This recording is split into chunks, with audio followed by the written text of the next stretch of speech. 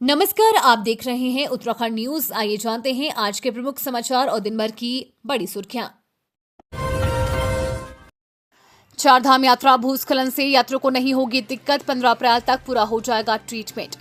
धरासू में यमुनोत्री हाईवे पर भूस्खलन जोन के ट्रीटमेंट कार्य 15 अप्रैल तक पूरा हो जाएगा। कार्यदायी संस्था का दावा है कि इसका पूर्ण कार्य चारधाम यात्रा में यात्रियों को आवागमन में सुविधा होगी। इसके ट्रीटमेंट से धरासू में यमुनोत्री के साथ गंगोत्री हाईवे पर आवागमन के लिए बड़ी राहत होगी।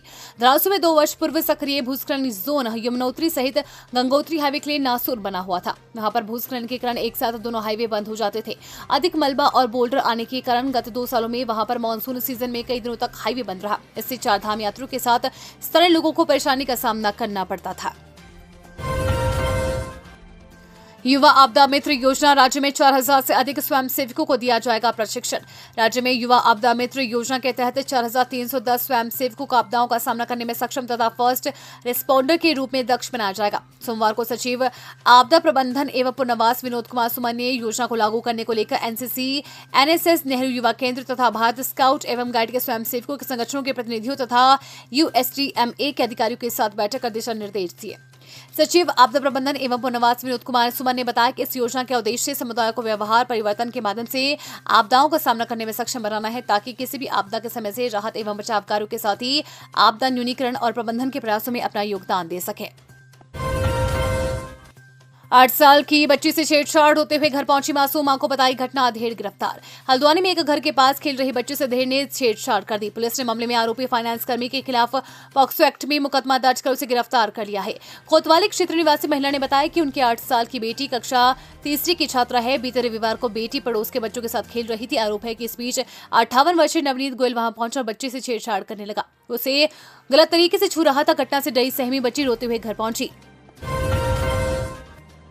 उत्तराखंड में गर्मी का मौसम खड़ा कर सकता है गंभीर संकट, बढ़ सकती है परेशानी। उत्तराखंड में नैनीताल की जीवन रेखा मानी जाने वाली नैनी झील का जलस्तर घटकर 4.7 फुट तक रह गया है, जो पिछले 5 साल में सबसे कम है। वहीं आने वाली गर्मी के मौसम में जलस्तर में गिरावट से स्थानीय लोगों और प्रशासन के बीच पानी के संभावित संकट को लेकर चिंता पैदा हो गई है।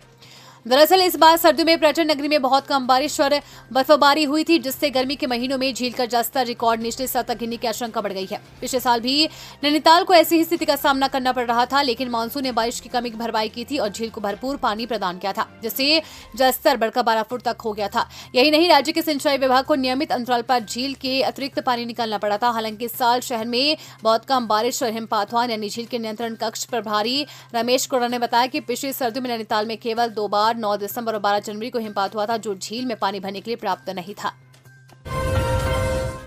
देहरादून में लुटेरों का आतंक, कनपट्टी पर सटाकर पिस्टल लूट ली उबर कैब, आरोपी गिरफ्तार। उत्तराखंड में अपराध अपने चरम पर है। देहरादून में शनिवार को बदमाशों ने हथियार के दम पर एक कार सवार को लूट लिया। मिली जानकारी के अनुसार रायपुर क्षेत्र में बदमाशों ने ड्राइवर पर पिस्तौल तानकर उसकी उबर कैब छीनी और फरार हो गए थे। वहीं इस मामले में पुलिस ने 4 आरोपियों को लूटी गई कैब के साथ गिरफ्तार कर लिया। बताया गया है कि चारों बदमाश हरियाणा के रहने वाले हैं। एसएसपी अजय सिंह ने जानकारी दी है कि शनिवार रात को इमरान अहमद नानक व्यक्ति ने पुलिस को सूचना दी कि उसकी उबर कैब 2 बदमाश पिस्तौल के दम पर लूट कर भागे। पुलिस को दी तहरीर में इमरान ने बताया कि वो हरियाणा के 2 सवारियों को लेकर देहरादून आया था। वहीं दोनों बदमाशों ने उसके बताए गए पते पर यानी रायपुर के चेकिंग नंबर पर पहुंचा दिया। इस दौरान दोनों युवकों ने लूट की नीयत से ड्राइवर की कनपट्टी पर पिस्तौल रख दी, साथ ही उसकी गाड़ी लेकर मौके से फरार हो गए।